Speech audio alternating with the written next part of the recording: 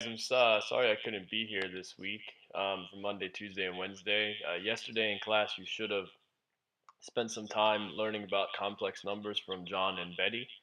And you should have learned these two things that I want you to do right now in the do now. You should just tell me what I is equal to and what I squared is equal to. When we talk about I, we say it's an imaginary number. So I want you to just tell me what these things are. You can look at your notes and I'm going to ask the sub to pause the video at this point so you could have time to work on the do now. This should only take about 2 to 3 minutes, and then the sub is going to continue to play this video as we go through. Okay, now that you finished your do now, we're going to go over this quickly and make sure we understand what's going on, and then we will come back and continue to take notes today so that we can learn some new things about complex numbers. First thing you should remember from yesterday is that I is an imaginary number and it's equal to the square root of -1. We make this number up because we often have square roots of negative numbers. Up until this point, we couldn't really do anything with them, but when complex and imaginary numbers were invented, it allows us to do some things now with negative square roots. So we're going to be spending time with that for a couple of weeks.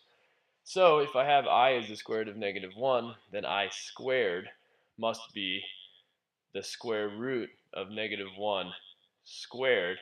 If we square a square root, the square root goes away, so I squared is equal to -1. This is important because when I do operations with imaginary numbers, it's possible that I could end up getting a real number instead of an imaginary number. And that's one of the cool things about complex numbers. Okay, so this should be fairly review from Monday. We're now going to move ahead a little bit. In your note catcher packet, after the John and Betty sheet, there should be a blank page. I tried to copy that blank page so that you could take some notes from this video. We're going to take notes from the video, and then when you're done with that, you're going to do the practice problems on the page after. And then at the end of this class period, the sub is going to give you an exit ticket. So let's move ahead and start taking those notes. So what I want you to do is first of all write the title. Give you a little time to do that. So write simplifying radicals with negatives. You're going to write the two example problems down and then write these notes, which I will go over as I solve the problems. If you need time, the sub can pause the video until you're ready. I'm going to work through these examples now. Now, when I simplify radicals with negatives, there's two things I have to do. First, convert the negative square root into imaginary numbers. And second, end up just simplifying the radical like I should know how to do. There's a lot of problems like this in the summer packet. So I'm just going to work you through it, and if you're confused, you have to come in, but this is something you should know already. Okay, so when I see the square root of -64, I know that I can't take the square root of -64 unless I do something first. So anytime I have a square root that's negative, the first thing I'm going to do is say that this is equal to, and I'm going to say that this is equal to the square root of -1 times the square root of 64. I'm allowed to do this because the square root of -1 is allowed to come out. When I do that, that becomes I. And then the square root of 64 becomes 8. So this becomes I times 8, which then there's two things I got to do here. Put the 8 first, but before I do that, I'm going to write a plus or minus, and then I'm going to write 8 times I, which is my final answer. The reason I do this is because we need to take a look over here at the notes section. Anytime I take a square root, there could be two answers. There could be the positive or the negative version of that, because 8 times 8 is 64, but so is -8 times -8. So because of that, to get full credit on these problems, we need to write plus or minus in front, and then we write our answer. Second of all, I did this step, put I when taking the square root of a negative number. So I just bring the I out, and then that turns the number inside to positive, and then I can just do the square root like I did here. Square root of 64 was 8.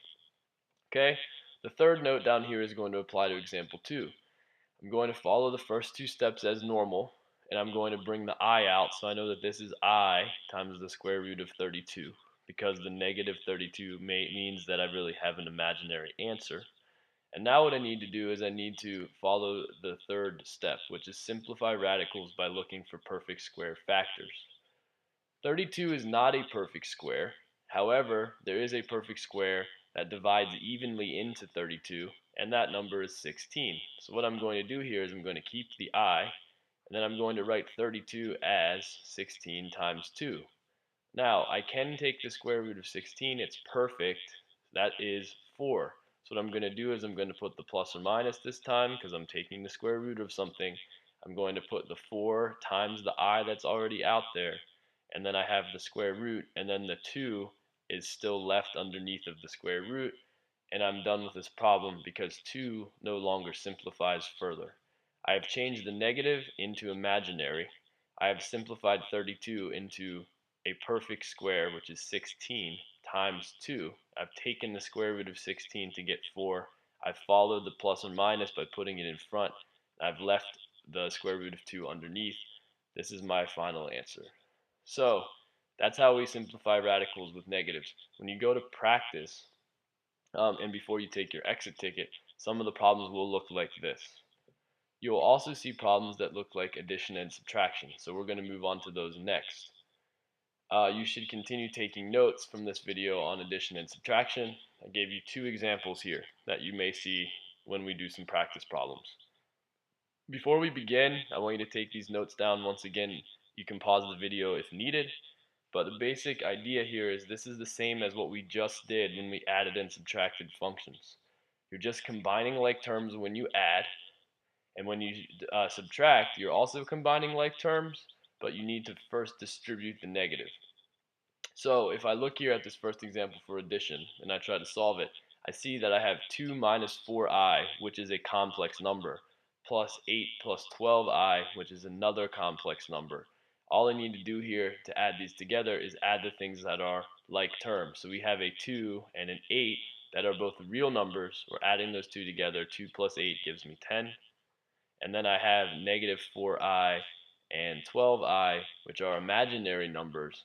And I'm putting those two together, and I get negative 4 plus 12 gives me positive 8. I keep the I. That is my new complex number that I get by adding the other two numbers together. Pretty straightforward, pretty simple, shouldn't be hard. Subtraction also shouldn't be hard if you remember to distribute the negative. So the first thing I'm going to do here is have 3 minus I unchanged, but then this negative is going to become a positive, and I'm going to distribute that through, so I'm changing the signs of my second number. So this becomes minus 4, and this becomes minus a negative 2, which becomes plus 2I. And now I do the same thing, combine like terms. So I have 3 and I have negative 4 gives me negative 1. I have negative 1i and positive 2i. Add those together, I get positive 1i. So my final answer is negative 1 plus I, which is what I got by subtracting. If you don't distribute the negative, you will have problems, but everything else is pretty straightforward. Okay, and then the final thing we're going to talk about today on this video is multiplication. So if you look at multiplication, it's also something that shouldn't be hard. You're still going to follow the distributive property. You're still going to follow FOIL. But the one thing we have to remember is that when I get I squared, I know that I squared is actually negative 1. I have to substitute negative 1 into the problem for I squared. So take a moment to write these notes down, write the problems out, and the notes. If you need to pause the video, the sub can pause the video. I'm going to solve these problems for you. If I have a problem like number 1, it says 4 parentheses 3 plus 6i, what I want to do here is I want to just do what I would normally do with multiplication. I'm going to distribute the 4. So I have 4 times 3 gives me 12. And I'm going to take 4 times 6i, which gives me 24i. So I have 12 plus 24i as my final answer. Really simple, straightforward, and easy. If I look at this next example, this is a FOIL problem. I'm taking a number times another number, a complex number times a complex number. So what I do here is I multiply just as I would during FOIL. You could also use the box method for this if you want. So I take 2 times 6, that gives me 12. Take 2 times negative 3i, which gives me negative 6i. I take 3i times 6, which gives me 18i. And I take 3i times negative 3i gives me negative 9i squared. Now, here's the tricky part. We have 12. There's nothing that combines with it. But we have negative 6i plus 18i gives me 12i when I add like terms. But now here's the tricky part. I have negative 9 times I squared. I squared, we said, was negative 1. So what I really have here is negative 9 times negative 1, which ends up being positive 9. That's the mistake that students will make. They forget that I squared is actually negative 1 in disguise. So you need to substitute negative 1 in for I squared. Now that I have this, I just combine 12 and 9, and I get 21 plus 12i, and I'm finished with this problem. You have to remember that I squared is negative 1 so that you can fully get the right answer. Here in the last example, we have 2 plus I squared. You can't just square the 2 and square the I. You have to write this out like we're used to writing out. This becomes 2 plus I times 2 plus I. And then I'm going to use FOIL again. 2 times 2 is 4. 2 times I is 2I. I times 2 is 2I. I times I is I squared.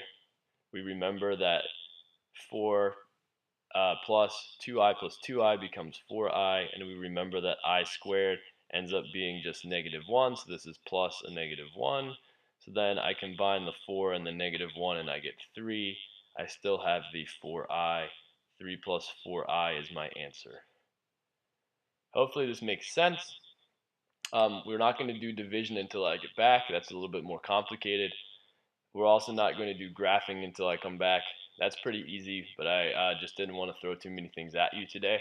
Um, for the rest of the period, what you should be doing is after you've taken these notes, is you should be working on the next page in your packet, which looks like this. You'll see that there's problems where we have to simplify negative square roots.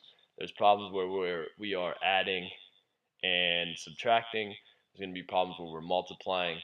The one thing that I don't want you to do is I want you to, for now, I'll go over these when I go back, but I want you to skip number 7 and 8, and I want you to skip number 16.